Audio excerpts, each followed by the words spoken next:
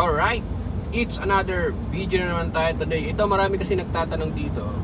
Kaya gagawa natin ng tutorial driving lesson to.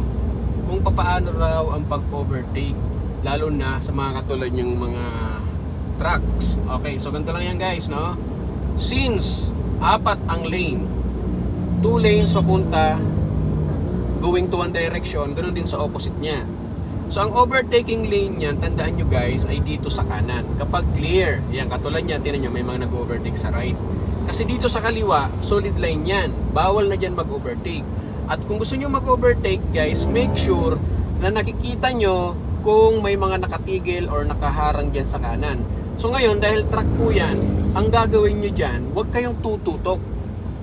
Di-distance tayo ng medyo malayo para masilip natin. Ayan, so medyo babagal ako ng konti. Ayan, so nakikita ko na medyo clear naman dito sa right. So bigay na ako ng signal. So habang nakabigay ako ng signal sa kanan, nag-check naman ako sa review at saka dito sa right side mirror. Pag clear guys, so lipat tayo ng lane katulad niyan. Ayan. So mag-increase tayo ng speed guys. Increase tayo ng speed hanggang malagpasan agad-agad natin ang ating o-overtaken. Ngayon, pag clear naman dito sa kaliwa, signal ka sa kaliwa. Pag malayo ka na dun sa truck, sobrang layo, lipat ka na dito sa gitna. Ayan.